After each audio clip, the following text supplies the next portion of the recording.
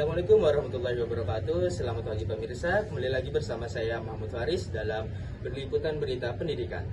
Pada kesempatan kali ini kami akan membahas mengenai pelaksanaan tes kemampuan akademik atau TKA yang berlangsung beberapa minggu lalu di SMA Negeri 2 Samarinda. TKA menjadi perhatian publik karena dinilai mampu memberikan gambaran nyata mengenai kemampuan literasi, numerasi, dan penalaran siswa.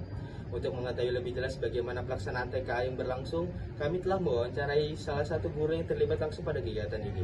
Berikut liputannya. Selamat siang pemirsa, pada kesempatan berbahagia kali ini, kami akan membawakan berita mengenai pasca pelaksanaan TKA. Dan pada kali ini, kami mendapat kesempatan untuk mewawancarai guest star kami, yaitu Pak Supardi. Mungkin boleh sebelumnya memang sudah diberitahu tadi ya, namanya Pak Supardi, tapi boleh memperkenalkan diri ulang ya? Boleh. Perkenalkan, saya Pak Supardi, bekerja di SMA Negeri 2. Untuk informasi awal, saya sekaligus proktor untuk kegiatan TKA kemarin. Yang kedua, saya juga sebagai guru pembimbing dalam mapel ekonomi untuk TKA kelas 12. Terima kasih Bapak. Jadi kita langsung aja masuk nih ya Pak ke dalam pertanyaan-pertanyaannya. Jadi apakah sih SMA Negeri 2 ini melaksanakan tes kemampuan akademik untuk siswa? Kalau untuk kegiatan TKA ini utama itu terjadi tanggal 3 sampai tanggal 6. Kita SMA Negeri 2 Samarinda mengambil 2 gelombang. Gelombang pertama dan gelombang kedua. Gelombang pertama di tanggal 3 dan 4, gelombang kedua tanggal 5 dan 6. Tapi untuk simulasi dan uji cobanya sudah jauh-jauh di hari-hari sebelum TKA utama. Baik. Lalu mungkin Bapak bisa dijelaskan Pak bagaimana proses dan teknis pelaksanaan TKA di sekolah? Alhamdulillah, proses pelaksanaan TKA di SMA Negeri 2 cukup lancar dengan kendala-kendala untuk yang saat dilakukan itu minimal sekali. Baik, menurut Bapak, soal-soal TKA lebih banyak meningkatkan hafalan atau pemahaman dan penalaran Pak? Untuk soal-soal TKA itu beragam ya, dari mapel yang diambil, dari informasi yang saya terima dari siswa-siswa yang mengambil mapel TKA ekonomi, ada beberapa informasi untuk penekanan keilmuannya. Yang pertama, banyak menggunakan hitungan. Yang kedua adalah teori pembelajaran. Kalau dua ini dipahami, nanti anak-anak akan bisa menjawab soal-soal TKA. Baik, terima kasih. Lalu Pak, menurut Bapak, materi atau bagian mana nih Pak yang menurut Bapak itu paling menantang bagi siswa?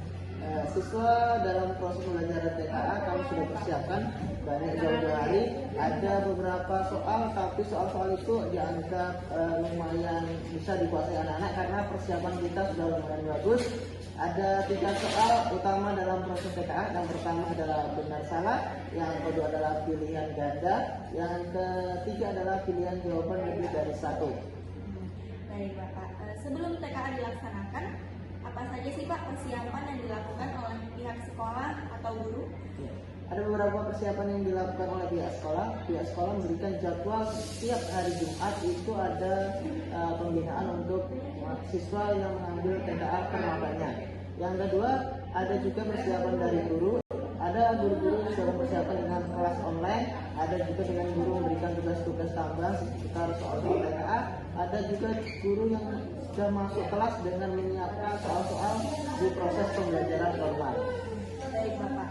Tadi Bapak sempat mention guru yang mengadakan bimbingan belajar tadi ya Pak? Iya. Kalau dari sekolah sendiri Pak, apakah sekolah menyediakan bimbingan belajar atau tryout mungkin? Dan menurut Bapak, apakah hal tersebut sudah membantu siswa?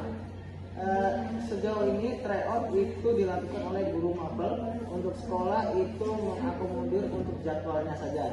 Tetapi setiap guru mapel itu mempersiapkan TKA semaksimal mungkin. Dari informasi siswa-siswa yang mengambil mata pelajaran ekonomi, untuk jawaban soalnya katanya sesuai dengan persiapan yang sudah kita lakukan. Nanti ada hasil ya Pak. Lalu setelah itu, setelah beberapa minggu ini sudah berlalu ya Pak setelah TKA, menurut Bapak apakah TKA ini memberikan manfaat bagi siswa dan Ya. TKA ini adalah nanti endingnya outputnya adalah untuk siswa dalam proses masuk perguruan tinggi jalur SNBP. Jadi anak-anak yang nanti masuk SNBP wajib untuk mengikuti kegiatan TKA. Walaupun TKA ini sifatnya tidak wajib, tetapi anak-anak yang untuk masuk SNBP harus mengikuti TKA. Dan SMA Negeri 2 Samarinda mewajibkan siswanya untuk mengikuti TKA semua. Baik Bapak, terima kasih. Lalu apa harapan Bapak sih terhadap hasil dan dampak dari TKA ini bagi siswa dan sekolah? Oke. Pertimbangan Bapak, semoga harapan Bapak yang pertama hasilnya tidak mengecewakan dengan usaha yang sudah kita lakukan.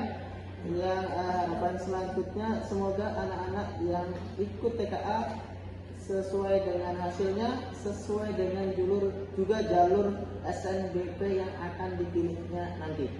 Baik. Terakhir, apakah ada nih Pak pesan atau tips dari Bapak untuk siswa yang nantinya akan mengikuti TKA di masa depan? Ya. Untuk siswa-siswa yang mengikuti TKA itu tergantung dari keinginan kepenguasaan ilmu yang mana yang mereka anggap paling dominan. Harapannya bukan karena keikutsertaan karena ikut teman, tetapi karena keikutsertaan karena keilmuan yang dia punyai. Kalau untuk di mapel ekonomi, saya sarankan penalarannya lebih jalan, analisisnya lebih berjalan, dan ada hitung-hitungannya lebih akurat. Itu saja mungkin yang harapan saya untuk kelas selanjutnya. Baik, Bapak. Terima kasih banyak Bapak atas kesempatan dan waktunya. Kalau begitu saya kembalikan kembali. Demikian laporan mengenai pelaksanaan tes kemampuan akademik atau TKA yang berlangsung di SMA Negeri 2 Samarinda. Terima kasih kepada narasumber Pak Supardi yang telah memberikan informasi. Saya sebagai pembawa acara pamit undur diri. Wassalamualaikum warahmatullahi wabarakatuh.